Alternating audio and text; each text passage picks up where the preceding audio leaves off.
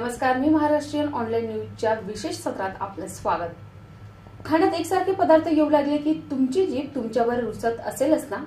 शरीराचा काय, ऊर्जा मिळवण्यासाठी आहार लागतोच, पण तो चविष्ट असेल तर मन देखील तृप्त होतं।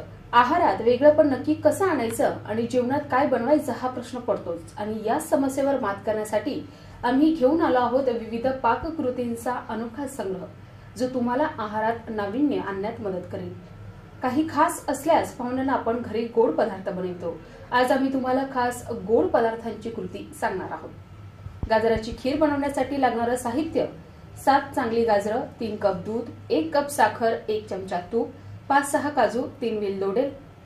आणि बनवण्यासाठी कृती: दूध तापवून घ्यावं, गाजराचा किस करून तो तुपावर परतून घ्यावा, त्यामध्ये दूध घालून मिश्रण शिजवावं, मिश्रणात साखर, वेलदोडे घालून थोडं उकळून काजू घालावे आणि आपल्या लहान मुलांना किंवा पाहुण्यांना ते सर्व्ह करावं। मूग डाळीचा हलवा बनवण्यासाठी लागणारं साहित्य: 1 वाटी मूग डाळ, 1 वाटी ओला नारळाचा किस, 1 वाटी गूळ, 4 चमचे खसखस, 5 वेलदोडे, 1 वाटी दूध। कृती: मुगाची डाळ गॅसवर शिजवून घ्यावी, खसखस भाजून घ्यावी, ओला नारळ आणि खसखस दोन्ही मिक्सरमध्ये बारीक वाटून घ्यावं।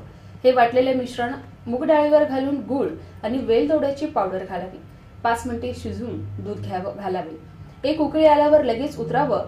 कितपत पातळ हवी असेल त्याप्रमाणे दूध घालावं आणि मुगाची खीर तयार।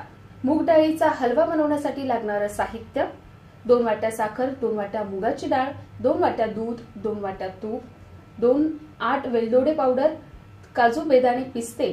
आणि कृती: मुगाची डाळ 4 तास पाण्यात भिजत ठेवा, 4 तासानंतर चाळणीत उपसा, पाणी पूर्ण गेल्यानंतर मिक्सर मधून वाटून घ्या।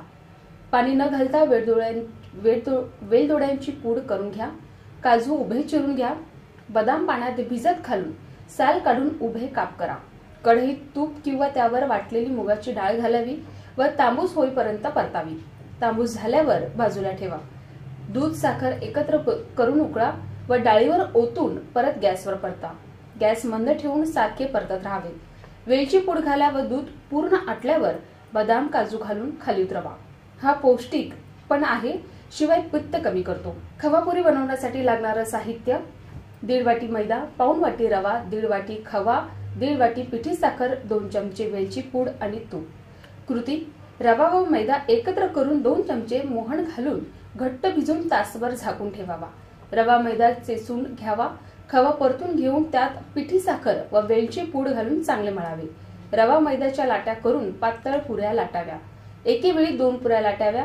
एका पुरीवर खवा साखरेचं सारण पसरून त्यावर दुसरी पुरी ठेवून दाबून घ्यावी। सर्व पुऱ्या झाल्यावर त्या तुपात तळून काढाव्यात आणि आपल्या घरात आलेल्या पाहुण्यांना त्या सर्व्ह कराव्यात। आपल्याला आमचं हे सदर आवडलं असल्यास आम्हाला आमच्या या पत्त्यावर संपर्क साधावा। आमचा पत्ता: B24 Mahavir market, sector 18, Vashi, Navi Mumbai.